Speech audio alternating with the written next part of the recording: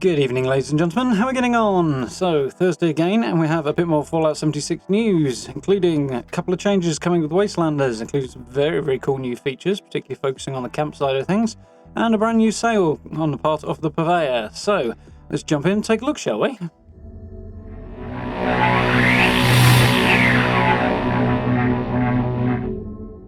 So, inside the vault, March updates.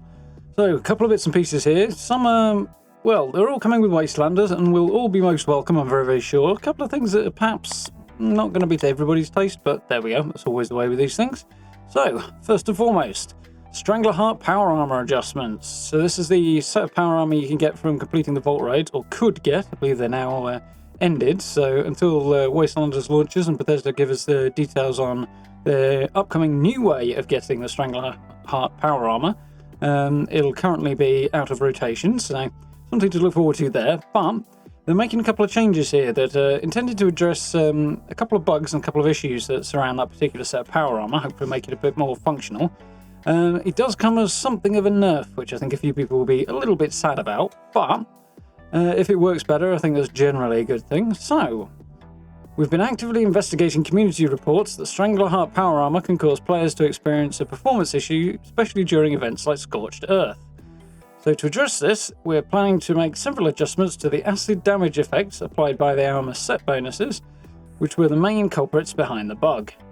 These changes will be coming in with Wastelanders, and we'd like to share more details about them with you now before that update arrives. So, first things first, acid damage applied by the player's attacks will no longer stack multiple times on the same enemy. Instead, only one stack of acid damage from one attack will affect an enemy at a given time. So, basically, in raw damage output, a nerf there, but if that's the root cause of the problem, too many stacks of damage causing, what do they say, performance issues, presumably lag and frame rate drops, then that is the issue that needs addressing, I suppose. So, next, we're reducing the duration of the damage over time effect applied by the acid, but increasing the total damage done to compensate for that. So, it'll do same amount of damage, it'll just do it in less time. So, a little change there. And finally, enemies will still be affected by the armor's area of effect damage, but we're decreasing the size of that area by about 25%.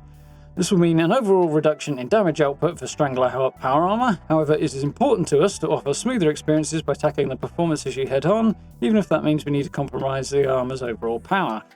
We believe these changes remain faithful to the Strangler Heart's original design, while enabling you to wear it with confidence that next time you'll be able to take on the Scorched Beast Queen.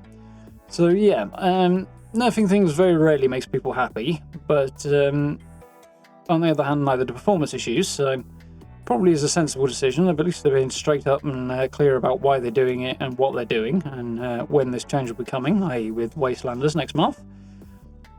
So what are we on there, actually, thinking about it? Ooh, 4 weeks, 3 weeks probably now until Wastelanders launches, so getting very hyped. But yeah, not the best thing in the world, but to be honest, power armor in general can end up feeling a bit overpowered, and the amount of challenge in the game, hopefully that's something they're going to be addressing over the course of the summer, but certainly once you get past the level 50-60 mark and you've got your build sorted out and all that stuff, the challenge of the game is somewhat limited, in my personal opinion, so I don't think the nerf is really going to hurt anybody's experience that much. It will just mean you have to work a little harder to achieve what you're setting out to achieve, whatever that may be. In this case, taking on the Scorched Beast Queen, I suppose. But on the whole, I think it's probably a good thing. The armor's going to work better, you're not going to have the performance issues, and there'll be a bit more challenge involved, so generally a good change overall, despite the likely outcry, shall we say, following any kind of nerf, but I guess we'll see what happens on that one.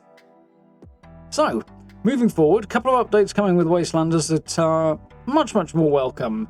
A little bit buried away in some cases, but very, very cool nonetheless. So, grab the loot and go. With Wastelanders, we're implementing a quality of life improvement to offer more choice in how you interact with many pre-placed items in the game. Going forward, when you find items that are not in containers, like weapons, food, recipes, and many other items, you'll be given the option to press and hold the interact button, much like they're doing with chairs, beds, and the like now, and use that item right away. For example, if you spot a weapon lying on a shelf, you can either press the interact button once and add it to your inventory, as per usual, or you can hold it down and favourite it straight away and equip it. So no faffing with the menus, it just goes straight in. Of course, that means you don't get to pick where on your favourites wheel that goes, but that does mean you can put any new item you pick up straight in. Now, as far as weapons go, personally, I don't think it's going to be all that useful. 9 times out of 10, apart from in the early game at the very least, you're going to want to be able to mod them and adjust them first, take them to a workbench, that sort of thing. And the gear you've got has probably been set up in a way that works for your character by then, so chances are it's not something you'll be using with weapons a lot. However, you will be able to use it also to consume aid items on finding them, and also to quickly learn new plans and recipes. Not huge game-changing things, but I think those particular points, like using aid items and particularly plans and recipes, will be way, way more practical. It'll stop you having to faff around in your Pip-Boy looking for the plan to use it. You can just use it straight away, because generally you don't plan to carry it around, no pun intended, unless of course you've already learnt the plan and you're going to take it back to camp and sell it. But even then, even shifting them at a serious markdown is kind of challenging these days, so it is what it is there. However, in terms of convenience, particularly given that Wastelanders is going to bring a lot of new characters into the game, not just new players, it will be quite practical from that point of view, so that should be pretty cool. So a good little quality of life change that I think is going to slide nicely into the game, and we'll end up completely forgetting about and taking for granted within a couple of weeks, no doubt, but that probably just means that the change is working properly, so good sign overall. So yeah, I quite like that little one. Small, subtle little thing, but it'll be a good addition, that. So, something that is somewhat more exciting and very, very cool for those of us who are into the building side of things, plant your heart out. Green Thumb dwellers in the community have been asking for more flexibility in where they can plant crops within their camps. We'd like to share a sneak peek of a new reputation reward coming with Wastelanders that we hope budding farmhands around Appalachia are going to love: farmable tiles. Specifically, these are either floor pieces or foundation pieces. Both will be available. Presumably going to be reputation rewards from the settler side, not the raiders, but we'll see. That you can basically put in your camp in place of a normal floor piece, and it will allow you to then plant crops on, ostensibly, a floor.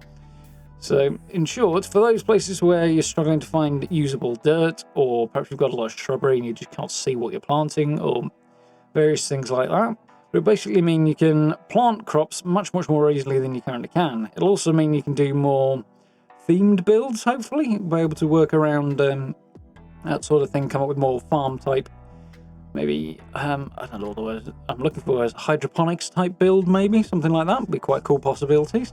And doubtless plenty of you will have plenty of cool ideas for things to do with that. But nice little practical thing and a cool addition. I mean, most of the stuff we've had recently has been sort of thematic random items. This is a bit more functional, a bit more cool. So definitely the sort of thing I'd like to see more of. Bethesda have said that following Wastelanders, they'll be overhauling and expanding the camp building system. So something to look forward to, but it will be a while before that arrives. So a few more details. Farmable tiles are a new option when building that will let you place fertile soil wherever you can construct a floor or foundation in your camp.